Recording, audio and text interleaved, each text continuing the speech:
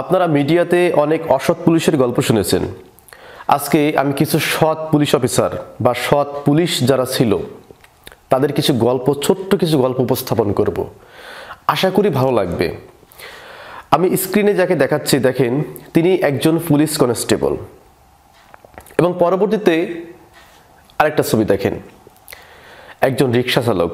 তিনি ঢাকা, গুলিস্তান, শাহবাগ, এরপরে আরও যে জায়গাগুলো আছে ঢাকাতে, সেই সমস্ত জায়গায় তিনি রিক্সা চালায়। একজন সাবেক পুলিশ কনস্টেবল। এখন তার নাম হচ্ছে রিক্সা চালক রাব্বানী। এর আগে তার নাম ছিল পুলিশ কনস্টেবল রাব্বানী। কেন তিনি আজকে রিক্সা চালায় জানেন? কারণ তিনি অন্যায় কাজ এগুলো তিনি পছন্দ করতেন না, এবং সবচাইতে বড় কথা হচ্ছে তার বাসা ছিল ঠাকুরগাঁয়ে, মানে মির্জা ফখরুল ইসলাম আলমগীরের জেলাতে তার বাসা। এইটা হচ্ছে তার সবচাইতে বড় অপরাধ, যে তার বাসা কেন ঠাকুরগাঁয়ে হবে। তার বাসা যদি গোপালগঞ্জে হতো তাহলে তিনি আজকে হয়তো প্রমোশন পেয়ে এএসআই হয়ে যেতে পারতেন বা এসআই হতে পারতেন। তো শুধুমাত্র তার বাসা ঠাকুরগাঁয়ে হওয়ার কারণে তাকে সাসপেন্ড করে দেওয়া হয় পুলিশ বাহিনী থেকে। এরপরে তিনি অনেক চেষ্টা করেছিলেন চাকরিটা ফেরত পাওয়ার জন্য, পরবর্তীতে তিনি আর কিন্তু ফেরত পায় নাই। তো তিনি যদি মনে করতেন যে আমি বাসা ঠাকুরগাঁয়ে হয়েছে তাতে কি হয়েছে, আমি অন্যায় অত্যাচার সাধারণ মানুষের উপরে নির্যাতন করব, জুলুম করব, তাহলে বিশ্বাস করেন এই ভদ্রলোকের চাকরি যাইতো না, এবং বর্তমানে ঢাকা শহরে এই গুলিস্তানে বলতে হতো না যে ভাই কই যাবেন, ভাই কই যাবেন। তাকে রামপুরা, হাতিরঝিল, মালিবাগ, মৌচাক এই সমস্ত জায়গায় তার রিক্সা চালাতে হতো না। তো পুলিশের এই কনস্টেবল রাব্বানী শুধুমাত্র নিজের স্থান থেকে অনেস্ট থাকার কারণে আজকে তার এই পরিণতি। এরপরে আপনি স্ক্রিনে যাকে দেখতে পাচ্ছেন তিনি হলেন সিএনজি চালক মিজান। শুনতে অবাক লাগতেছে, কিন্তু এই ব্যক্তি একজন পুলিশ অফিসার ছিল। তিনি ছিলেন এসআই মিজান।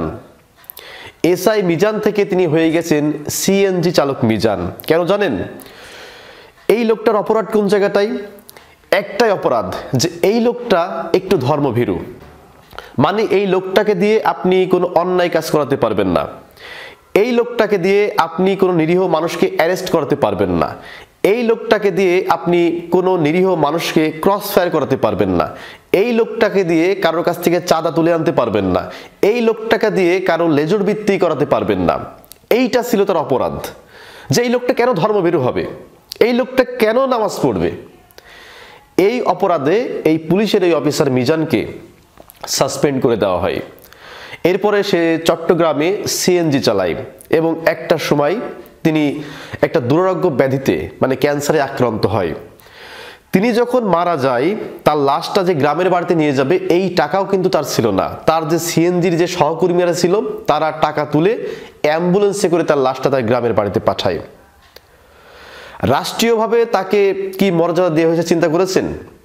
যে একজন অনেস্ট পুলিশ অফিসার, একজন অনেস্ট পুলিশ অফিসার 10 জন, 20 জন, 50 জন দুর্নীতিবাজের হচ্ছে আতঙ্ক, আর সেই লোকটাকে কিভাবে শেষ করে দেওয়া হয়েছে। তো আমরা কিভাবে আশা করতে পারি যে এই দেশ সিঙ্গাপুর হবে, এই দেশ দুবাই হবে, এই দেশ কাতার হবে? কিভাবে? এইভাবে যদি একজন অনেস্ট অফিসারকে আমরা সিএনজি চালক বানিয়ে ফেলতে পারি, তাও রাষ্ট্রীয়ভাবে, যার অপরাধ শুধু ধর্মভীরু, এই মানুষটা শুধু নামাজ পড়তো, অন্যায় কাজ করবে না, অন্যায় আদেশ মানতে নারাজ, সিএনজি চালক। এই এসআই মিজান যদি মনে করতো যে অন্যান্য যে সমস্ত অফিসার আছে না, ওই সমস্ত অফিসারদের মতো আমিও কাজ করব, বিশ্বাস করেন ঢাকাতে ফ্ল্যাট না 5 থেকে 10 তলার প্লট তৈরি করতে পারত। 5 থেকে 10 তলার প্লট ঢাকাতে তৈরি করতে পারতো এই এসআই মিজান। এর থেকে কত পিয়ন, সরকারি অফিসের কত পিয়ন বড় বড় বিল্ডিং করে ফেলেছে ঢাকাতে, আর সেই জায়গায় তো এসআই, একজন এসআই। অন্যান্য এসআই যে কাজগুলা করেছে সেই সমস্ত কাজ এই এসআই মিজান সেটা করেনি, যার ফলে তিনি তার প্রাপ্য যে সম্মানটা আছে না, চাকরি হারিয়েছেন শুধুমাত্র সততার কারণে, চাকরি হারিয়েছেন, চট্টগ্রামে গিয়ে সিএনজি চালিয়েছেন, এবং মৃত্যুর পরে নিজের লাশটা যে তার গ্রামের বাড়িতে যাবে সেই টাকাটাও এই ব্যক্তির ছিল না। এরপর আরেকটা ছবি দেখেন, কনস্টেবল তরিকুল। তিনিও একই একজন অনেস্ট পারসন, খুব সৎ মানুষ। বর্তমানে খুলনায় তিনি এখনো বেঁচে আছেন, আগেরটাই এসআই মিজান তো মারা গেছেন। এবং এই কনস্টেবল তরিকুল তিনি কিন্তু বেঁচে আছেন। তিনি খুলনার একটি হসপিটালে, তিনিও ক্যান্সার আক্রান্ত, জটিল সমস্যায় আক্রান্ত, তার পাশে কিন্তু কেউ নাই। রিসেন্টলি বেশ কয়েকটি গণমাধ্যম দেখেছি এটা নিয়ে নিউজ করেছেন। আশা করি তাদের একটা ব্যবস্থা কিন্তু হয়ে যাবে, আশা করা যায়। তো যাই হোক, আজকে 3 জন পুলিশের গল্প শোনালাম, পরবর্তীতে হয়তো আবারও 3 জন পুলিশের গল্প শোনাবো। তো ভালো থাকবেন, ধন্যবাদ সবাইকে।